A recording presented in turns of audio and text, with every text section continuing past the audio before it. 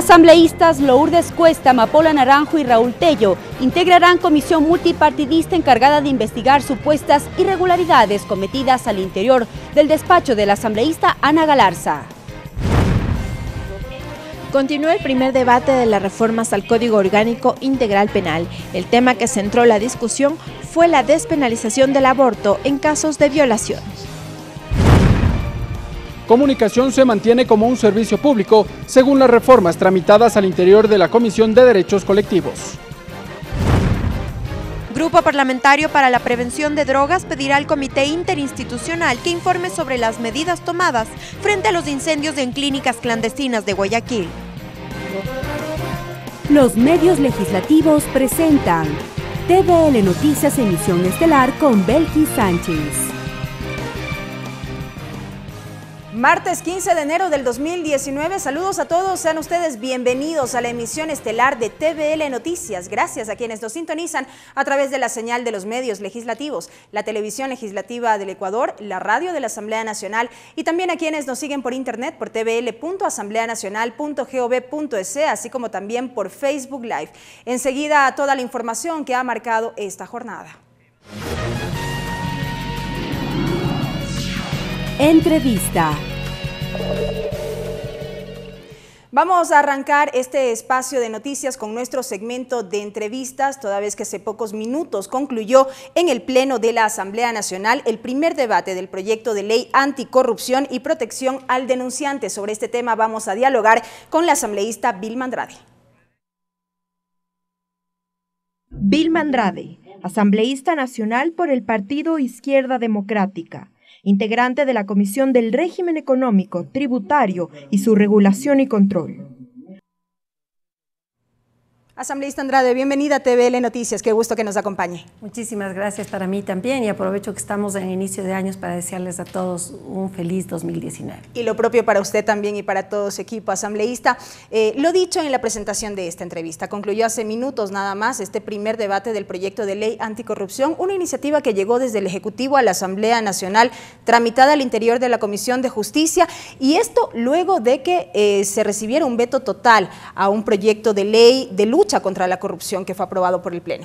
Bueno, efectivamente el debate se ha centrado primero y creo que era indispensable señalar que la Asamblea, luego de un largo proceso, realmente presentamos al pueblo ecuatoriano y lógicamente para la discusión y para la revisión del presidente de la República una ley de lucha contra la corrupción que estaba muy bien enfocada. Nosotros habíamos presentado varias observaciones, habíamos incorporado inclusive a ese cuerpo normativo importantes normativas para que luchen contra la corrupción. Desgraciadamente, el presidente de la República, que tenía dos posibilidades, una que es vetarla parcialmente o aprobarla, vetando parcialmente dejaba lo positivo de la ley y estaríamos ya con un instrumento eficaz de lucha contra la corrupción o observando otros tantos elementos, ¿no? Pero lo que hizo realmente preocupa porque el vetarla totalmente la deja inútil, es decir, esta norma no la podemos volver a aprobar sino después de un año. Ese daño que resulta ser para mí, que es el grupo asesor del presidente de la República, yo no sé de qué manera le llegaron al presidente a plantearle y que él tome la decisión de vetar totalmente un cuerpo normativo que, si bien podría haber tenido, como de hecho el presidente lo señala, algunos elementos que él creía que pueden ser beneficiados o pueden ser beneficiosos para ciertos delitos y más aún de corruptos que ahora mismo se encuentran en proceso, lo podía haber vetado. Hay varios elementos a analizar, asambleísta Andrade, a propósito de esto que usted señala. Por ejemplo, uno de los legisladores hoy en el debate decía, este proyecto de ley ya recoge varios elementos que contemplaba el anterior proyecto de ley de lucha contra la corrupción que fue vetado totalmente. Su duda radicaba en el hecho de que si estos temas pueden ser analizados ahora, tomando en cuenta esta disposición legal de que tras un veto total la norma no puede ser tratada hasta después de un año.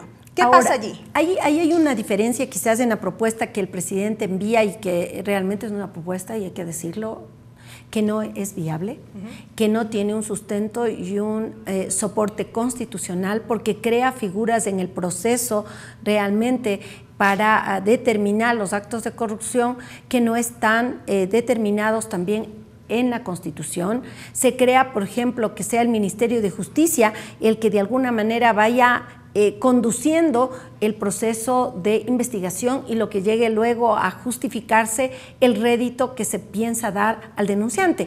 Esos son elementos que distorsionan totalmente a la propuesta. Es una propuesta para mí que no está elaborada con consistencia. Nosotros, y ustedes habrán escuchado en toda la lectura del debate, se hace relación a una propuesta entregada por Izquierda Democrática. Yo la presenté en julio del año pasado y realmente se ha dado la vuelta por la Asamblea y ha sido mi protesta realmente de que se mandó a una comisión que no era la que debía tratar el tema, y es una propuesta similar a la del presidente. La del presidente llega después, llega en noviembre del año pasado. Mi propuesta está desde julio y realmente es una propuesta con 33 artículos, con disposiciones transitorias, y la llamamos Ley de Protección al Denunciante Informante Cívico. ¿A dónde se derivó el trámite? Ahora está en la Comisión de Justicia por pedido del CAL. Se dijo que la traten en forma urgente y que se la unifique el proyecto, pero no puede unificarse un proyecto que tiene unas aristas totalmente distintas. Nosotros partimos de que la denuncia no puede ser solamente realizada por un funcionario público, porque sino de un ciudadano en general que pueda conocer de estos casos. Efectivamente, porque sabemos que la corrupción viene de dos lados, es el privado y es el funcionario público. Entonces, nosotros le damos absolutamente protección a su integridad física, a su estabilidad laboral, totalmente a su identidad. Si no cubrimos la identidad, realmente no vamos a poder tener el resultado. En la propuesta presidencial no se da esa protección. Lo que se hace es darle un rédito, como la nuestra, con nuestra propuesta también, que creemos que hay que darle un incentivo para que denuncie, pero realmente hace falta mucho profundizar que un denunciante, además, no puede ser identificado en el proceso. El denunciante se debe garantizar la protección. Totalmente. Nosotros decimos que la denuncia la haga al Consejo de Participación Ciudadana. Ahí le dan un código alfanumérico que es el que va a determinar cuál es el denunciante. Nunca se va a conocer su identidad, su nombre. Tiene que lógicamente presentar las pruebas de convicción que lleven a poder recuperar lo robado. Yo siempre pongo como un ejemplo, porque esta norma que nosotros hemos propuesto obedece allá a normas que están a jurisprudencia en otros países. En este caso está en México, por ejemplo, vigente en el Centroamérica, en varios países, y ha dado muy buen resultado. Asambleísta, ¿por qué el Consejo de Participación Ciudadana y no la Fiscalía, que cuenta con un sistema de protección a víctimas y testigos, por ejemplo? Porque nosotros vemos que el llevarle a la Fiscalía ya le quita la posibilidad de guardar su identidad. Nosotros dejamos que todas las pruebas, todo el proceso lo entregue al Consejo de Participación, y es el Consejo el que habilita y va a la Fiscalía. Nosotros, canaliza. No, exacto, canaliza totalmente la denuncia y todo el proceso. Ya se encarga el Consejo de Participación, que receptó la denuncia con las pruebas suficientes, y no le exponemos al riesgo y al peligro que puede tener el denunciante. ¿Qué es lo que vemos? Que un funcionario, hablemos de una empresa constructora que entregó un determinado valor, hablemos de $1 millón a un alcalde, porque esta no está solamente determinado al Ejecutivo, sino a todas las entidades del Estado. Entregó a un testaferro de un alcalde, un prefecto o un ministro, entregó esos recursos, conoce del ilícito, conoce que se entregó, generalmente se lo hace a terceras personas, da los detalles de que en qué banco, tal vez fuera del país, o qué bien se entregó, y si se recupera ese $1 millón, él recibe 300,000. Pero el Estado ecuatoriano primero conoce de un hecho que lo tenía tal vez sin conocimiento, y luego recupera $700,000, solo en el ejemplo, pero si eso extrapolamos a cifras mayores, podemos tener realmente la recuperación de lo robado, porque aquí, más allá de la impunidad, lo que nos preocupa también es que se conocen de cientos de actos de corrupción, hay miles de testigos, pero esos testigos hay que darles realmente el soporte legal, técnico. Nosotros le damos protección, por ejemplo, al empleado privado, para que el Ministerio de Relaciones Laborales garantice su estabilidad, para que no pueda ser despedido, para que no pueda ser luego quizás pues no solamente retirado de su puesto, sino que también sea sometido quizás a acosos o quizás inclusive a poner en riesgo su integridad, la integridad de su familia, que nosotros en el proyecto creemos que si le damos absoluta protección física, legal, psicológica al denunciante, vamos realmente a llegar a los peces gordos de la corrupción. Asambleísta Andrade, de otro lado, ¿cómo entendemos esta exigencia o esta demanda por parte del Ejecutivo para un trámite urgente a esta iniciativa que salió justamente desde esa instancia, cuando de otro lado, hoy por ejemplo pudimos escuchar durante el debate que no es cierto que no existan herramientas para la lucha contra la corrupción, que más bien existen mecanismos ya establecidos en el Código Orgánico Integral Penal? ¿Cómo entendemos esto? Bueno, primero que me parece que sí hay que avanzar un poco más. Okay. Es verdad que existe normas que protegen al colaborador, el colaborador eficaz o a determinadas denuncias que son los testigos protegidos, pero no hay el incentivo. Y el incentivo creo que es el elemento que lleva realmente a que se produzca la denuncia, porque si alguien va a correr el riesgo y sabe que va a correr el riesgo quizás hasta de perder su trabajo, su empleo, el sustento de su familia, pero si sabe que si va a denunciar un acto inmenso de corrupción, posiblemente se arriesgue a tomar esa medida y eso determine realmente cambios y poder recuperar ese dinero. Ahora, la propuesta presidencial, que ya le digo es casi una copia a la nuestra, pero que lleva elementos distintos porque no está cumpliendo un debido proceso, rompe realmente con lo que establece la Constitución. La Constitución establece que la Fiscalía es el ente constitucionalmente que debe llevar adelante la investigación y que debe realizar todo el proceso de juzgamiento de un hecho delictivo. No podemos crear una instancia distinta y creo que esa es la gran diferencia y que por eso es que el proyecto fue enviado nuevamente para que en el debate se le pueda demostrar que esa intencionalidad que tiene el Ejecutivo realmente rompe con la normativa vigente y que no se ancla realmente a un proceso y procedimiento legal y constitucional. Ahora, brevemente, asambleísta Andrade, ha concluido apenas este primer debate, todavía nos queda un segundo debate y tiempo para seguir recogiendo observaciones que nutran esta iniciativa. ¿Qué expectativas se tienen de aquí en adelante? Bueno, primero que como el proyecto que lo presentamos como Izquierda Democrática no fue fusionado, nosotros hemos pedido que se lo trate paralelamente. El nuestro ya está en la Comisión de Justicia, ya lo presentamos, dimos las justificaciones, esperamos nosotros que ese cuerpo normativo que puede tener cambios y que es muy positivo, que tiene, nosotros hemos trabajado 7 meses para poder presentar esa propuesta y no obedece a una coyuntura política, ni tampoco a un discurso quizás solamente por el momento. Nosotros lo trabajamos en forma seria, fue una propuesta de campaña, la estamos cumpliendo y nosotros aspiramos que se la revise, que tiene elementos muy importantes, nuevos, distintos, que cambia, por ejemplo, la LOCEP, que permite realmente darle estabilidad. Eso no está contemplado ahora para quien denuncia, como no está contemplado la protección a sus familiares, a su entorno íntimo, inclusive a su familia, para que realmente pueda denunciar. Asesoramiento legal, eso no contempla el COIP, no contempla tampoco de que haya una retribución a la denuncia, y ese es quizás el elemento que se parece a la del presidente. Nosotros aspiramos que en todo caso se busque los temas positivos de cada una de las normas. Ahí hoy mismo algunos otros asambleístas habían presentado también algunos planteamientos que me parecen interesantes que no debemos descartar. Esta lucha contra la corrupción no puede ser solamente que admitamos que el COIP ya es un instrumento importante, lo es. Es muy importante, hay un avance importante, pero creo que podemos dar un paso más para permitir realmente mejores resultados. Expectantes entonces de este análisis, asambleísta. Gracias por habernos acompañado. Ha sido la presencia del asambleísta Vilma Andrade, asambleísta nacional, a propósito de este proyecto de ley anticorrupción y protección al denunciante, cuyo primer debate concluyó esta jornada.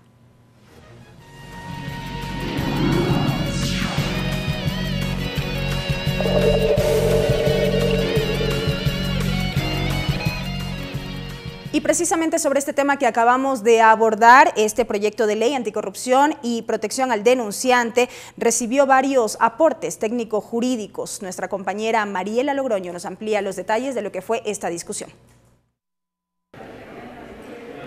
Así es, gracias. Muy buenas tardes. Nos encontramos en el hall del Salón Plenario Nela Martínez para recoger reacciones en torno a este primer debate del proyecto de ley anticorrupción. Ya me acompaña la asambleísta Lourdes Cuesta, ella es integrante de la Comisión de Justicia, mesa legislativa que analizó esta propuesta que fue enviada por el Ejecutivo en septiembre del 2018. Gracias por acompañarnos, asambleísta. Hay varias observaciones que se dieron en el debate, incluso también durante la ponencia de en este caso de la asambleísta Marcela Guiñaga. Se dio detalles de académicos que decían que esta ley no tiene los argumentos técnico-jurídicos. Bueno, en realidad sí, hay muchas observaciones. Si nos ponemos a ver, es un proyecto de ley de 10 artículos que reforma 3 cuerpos legales. No es una ley orgánica y comencemos por ahí. Este proyecto de ley vino bajo el nombre de Ley Orgánica de Lucha contra la Corrupción y Protección del Denunciante. No es una ley orgánica, es una reforma a 3 cuerpos legales. Por otra parte, hay una serie de inconsistencias en este proyecto de ley y así fueron señaladas. La decisión que tomó la Comisión de Justicia fue hacer, por supuesto, un informe técnico, pero pasar tal cual el texto del proyecto para que pueda ser analizado por todos los asambleístas, por los 137, que vean cada uno de esos 10 artículos y no se puede caer en susceptibilidades, como por ejemplo decir que no se estaba tratando en la Comisión de Justicia la ley anticorrupción, que se la tenía en un cajón, que no estábamos debatiendo, cuando estamos viendo que apenas han pasado 3 meses desde la presentación del Ejecutivo de ese proyecto de ley y ya está aquí el informe para primer debate. Y adicional a eso se habían recibido comisiones generales, expertos, académicos, etcétera.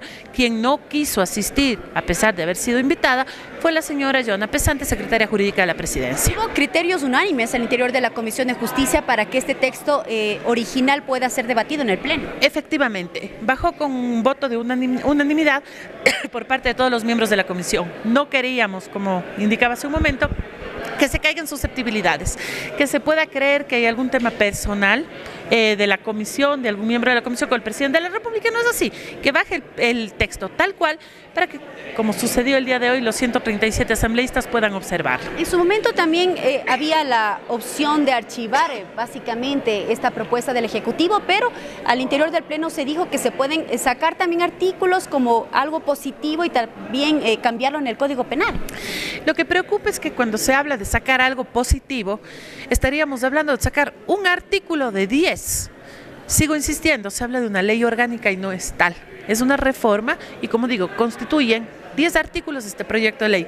Uno, que es del reconocimiento público, que sería la persona que denuncia corrupción. ¿Qué se viene ahora en la Comisión de Justicia una vez que ya se remitan estas observaciones? Bueno, deberemos recoger todas las observaciones por parte de los asambleístas que vayan llegando a la comisión y, por supuesto, otra vez debatiremos el tema invitando a expertos, a académicos, para que puedan sustentar cada uno de sus observaciones. En otro tema, asambleísta, usted va a integrar esta comisión multipartidista que estará a cargo de la investigación en el caso de la asambleísta Ana Galarza por supuestas irregularidades en su despacho, que se viene tal vez primero elegir a las autoridades, un cronograma de trabajo y posibles comparecencias.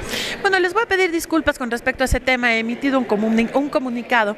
Creo que al ser un tema tan delicado y que es parte de una investigación intensa que tiene que hacerse por parte de la comisión, estaría mal de mi parte hacer pronunciamientos públicos, sobre todo, primero porque sería prevaricar, segundo, alterar el debido proceso y tercero, podría ser afectada cualquiera de las dos partes, así que les voy a pedir disculpas al respecto. No me voy a pronunciar mientras no esté listo ese informe por parte de la comisión que venga a ser tratado al Pleno. Gracias, asambleísta. A ustedes. Con nosotros la asambleísta Lourdes Cuesta, ella es integrante de la Comisión de Justicia, con quien hemos tenido la oportunidad de analizar las observaciones que han sido discutidas al interior del Pleno. Esto en el marco del tratamiento del primer debate en la legislatura del proyecto de ley de anticorrupción que fue enviada por el Ejecutivo. Esta información que se genera hasta este momento. Muy buenas tardes. Gracias a Mariela Logroño por ese reporte y precisamente a propósito de esta consulta que hacía la legisladora, les informamos que los asambleístas Lourdes Cuesta, Amapola Naranjo y Raúl Tello integrarán la comisión multipartidista encargada de investigar supuestas irregularidades cometidas en el despacho de la asambleísta Ana Galarza.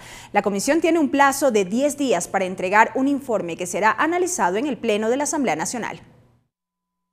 Con 126 votos afirmativos, el Pleno de la Asamblea aprobó una resolución para la conformación de una comisión tripartita encargada de investigar las supuestas irregularidades al interior del despacho del asambleísta Ana Galarza.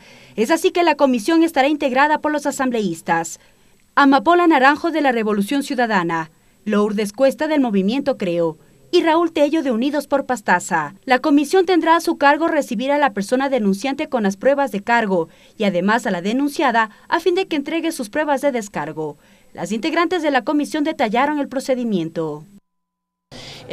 Al haber sido la primera nombrada dentro de la resolución, me compete a mí convocar a los otros dos compañeros para primero elegir quién presidirá la comisión y establecer un cronograma. Hay que recordar que hay 10 días de plazo para tener un informe, así que tendrá que ser un trabajo ágil y rápido. Se analizarán las pruebas de cargo y de descargo y la comisión emitirá el informe respectivo. Según Cuesta, se analizará la posibilidad de que puedan intervenir los asesores actuales de la legisladora Galarza.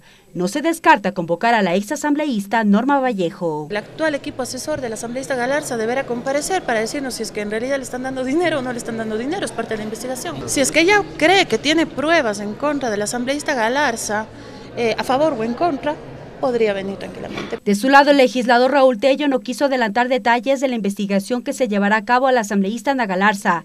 Lo que sí enfatizó es que se analizará los causales que atribuyen a la legisladora. Hay que analizar a profundidad las denuncias que se han presentado y de acuerdo a eso mirar si existe o no existe la normativa que permita sancionar y cómo se deba de sancionar. El legislador Ronnie Aliaga, denunciante, habló de las pruebas que respaldan su denuncia. Entender que las pruebas son suficientes y que se enmarcan dentro de los causales en el artículo 163 para la destitución de la legisladora Galarza. La comisión multipartidista, luego de su primera sesión, tiene un plazo de 10 días para presentar un informe, mismo que será de conocimiento en el Pleno de la Asamblea.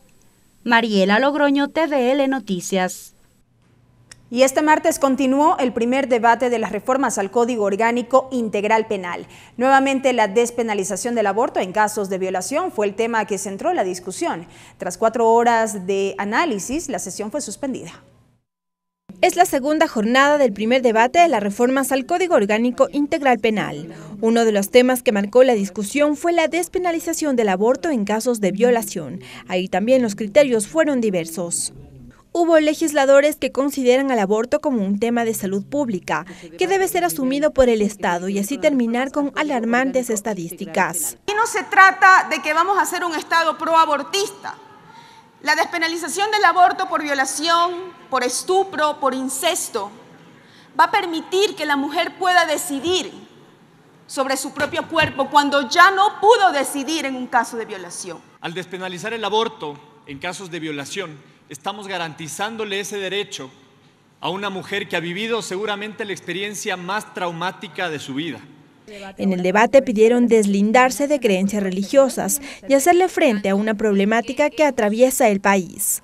Si ustedes me dicen a mí qué pienso sobre el aborto, lo digo claro y fuerte. Defiendo la vida desde la concepción. Pero si ustedes me preguntan, como mujer, víctima de una violación y de abuso sistemático, no puedo condenar a una mujer violada. Sin embargo, hubo voces que expresaron su defensa a la vida desde la concepción y se mostraron en contra del aborto en casos de violación. ¿Cómo alguien puede decirme que si tenemos a 2 personas vivas y se elimina una vida, eso es una política de salud? Si entran 2 personas vivas a un quirófano y solo una sale viva y la otra persona termina en una funda, en el tacho de la basura, ¿eso es una política pública de salud? Otra de las aristas que marcó el debate estuvo relacionada a los temas anticorrupción que contiene las reformas. La asambleísta Carla Chávez destacó los temas ratificados en las reformas al COIP que fueron vetados por el Ejecutivo. Inclusión de la inhabilidad para ejercer cargo público como pena no privativa de la libertad para quienes hayan cometido actos de corrupción o delitos contra la administración pública. Tras 4 horas de debate, la sesión fue suspendida y deberá ser retomada en otra ocasión. En la jornada también quedó pendiente el tratamiento de la resolución que pide la comparecencia del ministro de Economía, Richard Martínez. Lorena Espinosa, TVL Noticias. Y en este marco, los legisladores escucharon criterios diversos sobre el contenido de las reformas al Código Orgánico Integral Penal por parte de instituciones y colectivos. La despenalización del aborto por violación y el abigeato fueron los temas expuestos. En medio del primer debate de las reformas al Código Orgánico Integral Penal, el Pleno de la Asamblea escuchó nuevas y diversas posturas por parte de colectivos e instituciones públicas respecto a la despenalización del aborto en casos de violación y por el abigeato o robo de ganado. Paola Mera, secretaria técnica del Consejo Nacional para la Igualdad de Género, y Gina Benavides, defensora del pueblo encargada, se mostraron a favor del aborto en casos de violación. Defendieron los derechos de la mujer a decidir sobre su cuerpo y consideran que la legislación debe estar acorde con instrumentos internacionales de derechos humanos. Criminalizar el aborto es una expresión de violencia contra las mujeres. Toda forma de violencia contra las mujeres es una vulneración a nuestros derechos humanos. 5 comités de Naciones Unidas, comités que supervigilan el cumplimiento de los tratados de derechos humanos, tratados ratificados por este Estado, se han pronunciado y han sido unánimes en recomendar al Estado, y particularmente porque es de desarrollo normativo a la Asamblea Nacional, que se despenalice el aborto por violación e incesto y malformaciones genéticas. Sin embargo, desde los colectivos y movimientos pro vida defienden el derecho a la vida y consideran que el tema no se concentra en la mujer y sus derechos, sino en convicciones. La sangre de esos niños clamará a Dios desde la tierra. Dios no puede ser burlado. Todo lo que el hombre sembrare, eso cosechará. Luego fue el turno de los representantes de los ganaderos, quienes se refirieron al abigeato. Sostienen que es un robo diferente, planificado y debe considerarse el aumento de penas. Saben el día, la hora, el lugar, por dónde entrar, a dónde ir y a dónde vender el ganado que se roban. En los exteriores del Palacio Legislativo, así como en las barras altas del Salón Plenario, también se concentraron varios grupos y colectivos que desde la primera sesión están expectantes del debate. Lorena Espinosa, TVL Noticias. Amigos, es tiempo de una pausa. Al volver, más información en esta, la emisión estelar de TVL Noticias. Quédese en nuestra sintonía. Regresamos con TVL Noticias, emisión estelar, luego de la siguiente pausa promocional. Continuamos con TVL Noticias, emisión estelar. Avanzamos con más información, amigos. El incendio registrado en Guayaquil, donde 18 personas fallecieron, generó reacciones en la Asamblea Nacional. La coordinadora del Grupo Parlamentario para la Prevención del Fenómeno de las Drogas, María Mercedes Cuesta, pedirá al Comité Interinstitucional una explicación acerca de las sanciones y medidas adoptadas para resolver esta problemática. Este planteamiento por parte del grupo parlamentario va de la mano de la postura de la presidenta de la Asamblea Nacional, Elizabeth Cabezas, que mediante un comunicado enviado el 12 de enero expresó que convocará a los ministros para que informen sobre el plan de prevención y atención de las víctimas y sus familias. 18 víctimas mortales de un incendio ocurrido en un centro de tratamiento de adicciones clandestino en Guayaquil motivó a los asambleístas del Grupo Parlamentario para la Prevención y el Tratamiento de las Drogas a exigir respuestas al Ejecutivo sobre el tratamiento de este tema. María Mercedes Cuesta, coordinadora de este grupo, explicó la importancia de hacerlo. El grupo parlamentario, que integramos 16 asambleístas, propone convocar a las autoridades del Comité Interinstitucional de Prevención Integral del Fenómeno Socioeconómico de las Drogas, para que informen el diagnóstico actual de la problemática de drogas en el país y las acciones emprendidas para evitar la propagación de estos centros clandestinos. Además, dijo que el grupo parlamentario ha solicitado la presencia de los ministros de Salud, Justicia e Interior, sin embargo no han venido. Es lamentable, sabemos pues que hay por parte de la presidenta que hay un interés de también llamar al pleno de la Asamblea a la ministra de Salud, lo saludamos, pero es lamentable que la ministra se haya adelantado y que venga porque hay 18 muertos. Esto es una problemática y es un problema de salud pública que tenemos los ecuatorianos desde hace mucho tiempo. La intención de solicitar esta comparecencia es de encontrar responsables y conocer qué acciones se tomarán al respecto. Tatiana Sonnenholzner, TVL Noticias. La comunicación se mantiene como un servicio público, así lo afirmó el presidente de la Comisión de Derechos Colectivos, Jorge Corozo, y explicó por qué el artículo 5 de la Ley Orgánica de Comunicación, dentro del tratamiento de las reformas, no sufrió cambios al interior de esa mesa legislativa. El artículo 5 de la Ley Orgánica de Comunicación señala: para efectos de esta ley se consideran medios de comunicación social a las empresas, organizaciones públicas y privadas y comunitarias que prestan el servicio público de comunicación masiva, que usan como herramienta medios impresos o servicios de radio, televisión y audio y video. Este artículo no fue incluido dentro del proyecto de reformas a la Ley Orgánica de Comunicación. El asambleísta Jorge Corozo, presidente de la Comisión de los Derechos Colectivos de la Asamblea, mesa encargada de tramitar las reformas, explica el porqué. En ninguno de los proyectos de comunicación que hemos recibido, total 14 de ellos, se habla de que se reforme el artículo 5 y que se estipule que la comunicación debe ser un derecho más no un servicio. Pero fue en agosto del 2018 que la Corte Constitucional declaró la inconstitucionalidad de la enmienda 14 del 2015, que declaraba la comunicación como un servicio público.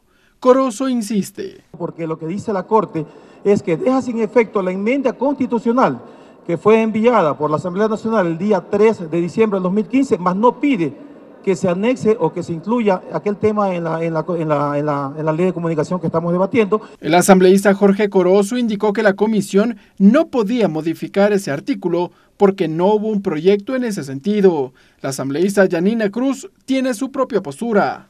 Y ojo que el propio relator dejó claro el tema. De hecho, muchos asambleístas de otras bancadas, ellos mantenían el discurso de que se tiene que mantener como servicio público la comunicación, de que no se debatió, es faltarle a la verdad, se debatió hasta en la comisión. Mientras que el legislador José Chalá insiste en que el texto mantiene el articulado original.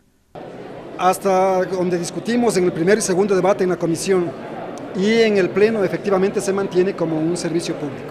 Este artículo, al no sufrir modificaciones, el Ejecutivo no podrá observarlo. El plazo para que el presidente de la República se pronuncie sobre las reformas a la Ley Orgánica de Comunicación vence el próximo 19 de enero. Ricardo Bravo, TVL Noticias. Este 14 de enero llegó a la Asamblea Nacional el veto parcial del Ejecutivo al proyecto de reformas al Código Orgánico de la Producción, Comercio e Inversiones para el establecimiento de polos de desarrollo y a la Ley Orgánica de Solidaridad. El veto parcial tiene 12 objeciones al código debatido por el Pleno de la Asamblea Nacional y aprobado por 95 asambleístas. El legislador Guillermo Celi considera que este veto es positivo, pues en su mayoría es de forma y fomenta el clima de negocio. Además, estipula que los cobros de contribución de mejoras a las provincias afectadas por el terremoto del 16 de abril de 2016 deben ser para los ciudadanos. El veto tiene en su esencia el reconocimiento de lo que planteamos aquí en la Asamblea Nacional y fue aprobado con 95 votos. La creación de los polos de desarrollo económico que va a permitir con esta figura jurídica seguridad jurídica al sector privado nacional y extranjero y lo más importante, generación de empleo a través de incentivos tributarios. Pero también hay una serie de incorporaciones que son muy positivas para hacer un clima de negocio que aporte al detonar el empleo y el apoyo al emprendimiento. Y obviamente en las transitorias también se trata los temas relativos a, por ejemplo, los temas de reconstrucción en Manaví y Esmeraldas. Ahí hay un tema muy importante que es exonerar del cobro de contribución de mejoras por los recursos invertidos de la Ley de Solidaridad, que es plata donada del pueblo ecuatoriano, que desde ningún punto de vista se pueden cobrar impuestos porque son producto, obviamente, de la solidaridad del pueblo ecuatoriano. La Comisión de Participación Ciudadana se ratificó en su informe final sobre la Ley de la Defensoría del Pueblo frente al veto parcial y veto parcial inconstitucional por parte del Ejecutivo. Los asambleístas de esta comisión se mantienen en que la Defensoría del Pueblo debe ser un órgano con autonomía e independencia del Ejecutivo. Ellos temen que este proyecto de ley sea archivado. La Comisión de Participación Ciudadana analizó y trató la objeción parcial y la objeción parcial por inconstitucionalidad del presidente de la República al proyecto de ley orgánica de la Defensoría del Pueblo. Los asambleístas resolvieron la tarde de este martes ratificarse en el texto original creado por la comisión. Eddie Peñafiel explica por qué no se acogen al veto. Uno de los temas que obviamente no vamos a claudicar y que nos ratificamos el día de hoy es que la Defensoría del Pueblo es una institución autónoma, administrativa, financiera y obviamente sobre las decisiones que toma. Nosotros no sabemos cómo se hizo o se dijo que era inconstitucional. Sabemos que en el correísmo obviamente la Defensoría del Pueblo se la veía como una institución adscrita a la presidencia y que no había una independencia. El veto parcial a la ley orgánica de la Defensoría del Pueblo preocupa a los integrantes de esta comisión, pues los asambleístas se mantienen en que la Defensoría del Pueblo es un ente con autonomía e independencia de funciones del Ejecutivo, explica Byron Zuquilanda. Nosotros hemos convenido, porque así decree por la participación ciudadana mismo, de que la Defensoría del Pueblo debe tener su propia estructura, desde luego sin apartarse de la Constitución. El señor presidente en su veto parcial dice que estamos apartándonos de la Constitución, que lo está vetando por inconstitucional y nosotros decimos que no, nos ratificamos en lo que hemos analizado en primera instancia. Los argumentos para declarar a la ley como inconstitucional lo explica el asambleísta Marcelo Simbaña. Lo que parecería ser es que le está molestando al Ejecutivo que le demos las atribuciones y la autonomía a la Defensoría del Pueblo en materia de derechos humanos. Ahora no entendemos cuál es el tema de la autonomía, si realmente en la Constitución le faculta esa tarea, esas atribuciones a la Defensoría del Pueblo. La Asamblea Nacional debería enviar el veto parcial por inconstitucional a la Corte Constitucional. Sin embargo, cabe recordar que el Consejo de Participación Ciudadana Transitorio resolvió cesar a los jueces de este organismo. Tatiana Sonnenholzner, TVL Noticias. Y les contamos que la Comisión Ocasional de Desaparecidos está a puerta de concluir con las comisiones generales en el marco del tratamiento del proyecto de ley de actuación integral que aborda esta problemática. La mesa prevé contar con el informe para el primer debate en marzo próximo. Hasta el momento, los temas más discutidos son la prevención y el registro único de personas desaparecidas. Hasta marzo, la Comisión Ocasional de Desaparecidos prevé contar con el informe para primer debate del proyecto de ley de actuación integral que aborda la problemática. Según explicó el titular de la comisión, Absalón Campoverde, la mesa recibió aportes desde distintos sectores, así como además la visita a distintas fiscalías provinciales, lo que dijo les ha permitido contar con varios insumos a la propuesta. Hemos pedido consensos, criterios a nivel de todo el país. Esto permitió que nosotros hagamos el recorrido a las 6, no principales, sino a 6 provincias del país, donde nos dijeron que habían fiscalías especializadas en desaparecidos, y cosa que al final no sucedió, sino solamente tenemos 2, que es Azuay y Pichincha. Entre los temas más debatidos, según Campoverde, está la prevención. Argumenta que se aborda la desaparición, pero no los mecanismos que permitan evitarla. Poner en alerta a nuestros niños en las escuelas, a nuestros jóvenes adolescentes en los colegios, incluso en las universidades. Asimismo, se observó la falta de reactivos para la investigación en ciencias forenses, un aspecto que reiteró permitiría ubicar con mayor prontitud cadáveres en estado de descomposición. Ellos tienen un problema que no tienen los radioactivos para hacer diferente tipo de pruebas de ADN que les gustaría que se actúe rápido. A puertas de concluir con las comisiones generales, la mesa recibió a través de videollamada a Alexandra Ayala, madre de Natalie Salazar, desaparecida en Perú hace un año.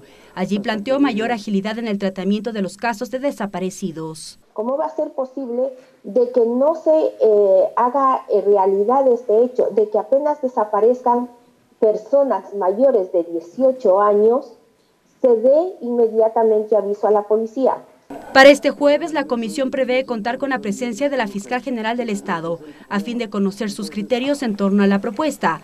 Además, de la falta de fiscalías provinciales especializados en el tema de desaparición. Mariela Logroño, TVL Noticias. Alrededor de 8 proyectos de ley fueron calificados por el Consejo de Administración Legislativa CAL para su envío a las comisiones especializadas y ocasionales para su tratamiento. Las iniciativas abordan temas sobre emprendimiento e innovación, fomento productivo e inversiones, seguridad y salud en el trabajo, reivindicación laboral y seguridad social, entre otros. En agenda, además, este organismo abocó conocimiento del Decreto Ejecutivo 624 de 21 de diciembre de 2018, referido a la optimización de la escala de remuneraciones mensuales unificadas del nivel jerárquico superior y empresas públicas y su aplicación en la Asamblea Nacional. Así lo explicó la tercer vocal del CAL, Cristina Reyes. Se abocó conocimiento respecto de lo que incluye el decreto presidencial o el acuerdo ministerial que solicita esta reducción del 10 al 5% de las remuneraciones, pero no se ha llegado a ninguna resolución. Vamos a esperar que esté completo todo el Consejo de la Administración Legislativa. Que este llamado de atención por parte de la Presidenta de la Asamblea Nacional sirva para hacer un compromiso de agilitar los tiempos, habrá una reestructuración de comisiones y de retomar ese trabajo rezagado. En otro tema, Tomislav Topic no quedará exento de responsabilidades a pesar de la devolución de 13,5 millones de dólares, afirma la Fiscalía General del Estado. El Ministerio Público recibió la denuncia formal sobre la ruta de los recursos desviados a paraísos fiscales dentro de la trama de Odebrecht. La fiscal general del Estado encargada, Ruth Palacios, hizo el anuncio. El hecho que el señor Topic, en principio, y empiezo por el final, haya ofrecido devolver 13,5 millones de dólares no implica que se le excluya de responsabilidad. Y es que la mañana de este 15 de enero, la directora de la Unidad de Análisis Financiero, Diana Salazar, y el subsecretario de Acción Política, Iván Granda, entregaron a la Fiscalía la denuncia formal sobre la ruta de los 13,5 millones de dólares desviados a paraísos fiscales, supuestamente por el empresario Tomislav Topic, dentro de la trama de Odebrecht. Nosotros hemos entregado la carta de la UAFE que hace referencia a un proceso del año 2017 que establecía ya movimientos inusuales, operaciones inusuales que correspondía a la investigación de la trama Odebrecht que denunciamos el día de ayer. En ese sentido también hemos entregado el pedido del señor Topic al gobierno nacional en el cual él está dispuesto a consignar en la cuenta del Tesoro Nacional 13,5 millones de dólares. Según el gobierno nacional, los 13,5 millones de dólares corresponden a pagos efectuados por Odebrecht a la empresa Glory Internacional, domiciliada en Hong Kong. Granda detalla quiénes están involucrados en este caso. Bueno, es claro que quienes están siendo investigados es el señor tío del ex vicepresidente Jorge Glass y el mismo señor Jorge Glass en ese aspecto, sí. Este caso se encuentra en etapa de indagación previa. Se conoce que cuenta con asistencia penal internacional de Panamá, Hong Kong, Estados Unidos y China. Ricardo Bravo, TVL Noticias. Agenda de actividades.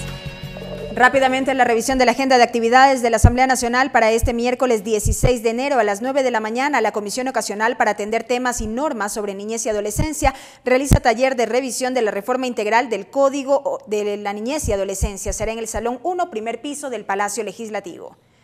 9 de la mañana, reinstalación de la sesión 567 del Pleno de la Asamblea Nacional para avanzar en el juicio político al ex Procurador General del Estado, doctor Diego García, y el trámite de una resolución en la cual la Asamblea Nacional se pronuncie frente a la posesión ilegal y antidemocrática del presidente de la República Bolivariana de Venezuela, Nicolás Maduro. A las 14:30, sesión de la Comisión de Educación con el conocimiento del contenido del proyecto de ley orgánica reformatoria al artículo 119 de la Ley Orgánica de Cultura. Dentro del tratamiento de las reformas a la Ley de Educación Intercultural Bilingüe, prevé esta comisión recibir a la delegación de funcionarios, administradores circuitales educativos, quienes expondrán respecto de la problemática de la reclasificación administrativa. Será en el tercer piso. 15 horas, sesión de la Comisión de Desarrollo Económico para el tratamiento de la resolución sobre el proyecto de ley reformatoria a la Ley de Aviación Civil, quinto piso, Palacio Legislativo. 15:30, sesión de la Comisión de Soberanía Alimentaria. Analizarán una resolución sobre el asambleísta ponente del informe para el primer debate del proyecto de ley que regula la producción y comercialización del banano, plátano, orito y otras musáceas afines ante el Pleno de la Asamblea Nacional con ocasión de las renuncias presentadas por los asambleístas Ricardo Zambrano y Carlos Falqués. Será en el primer piso del Palacio Legislativo. 16 horas, sesión de la Comisión de Soberanía Alimentaria también para el conocimiento y resolución del Plan Anual 2019 de esta mesa. Recibirán también al asambleísta William Garzón para que exponga sobre el proyecto de ley reformatoria a la Ley de Tierras Rurales y Territorios Ancestrales de su iniciativa. La revisión del informe para primer debate del proyecto de ley orgánica para el fomento y desarrollo del sector agropecuario también será materia de análisis. 16 horas, Comisión de Fiscalización recibe a Carlos Pérez, ministro de Energía y Recursos Naturales No Renovables, a Pablo Flores, gerente general de la empresa pública Petroecuador, sobre los resultados de los informes de las evaluaciones técnicas y operativas a los proyectos Refinería de Esmeraldas, Refinería del Pacífico, Poliducto Pascuales Cuenca, Planta de Licuefacción Bajo Alto y Terminal Marítimo Monteverde. Será en el Salón de Expresidentes, en el segundo piso del Palacio Legislativo. Así finaliza la emisión estelar de TVL Noticias, amigos. Que descansen. Los medios legislativos presentaron TVL Noticias, emisión estelar.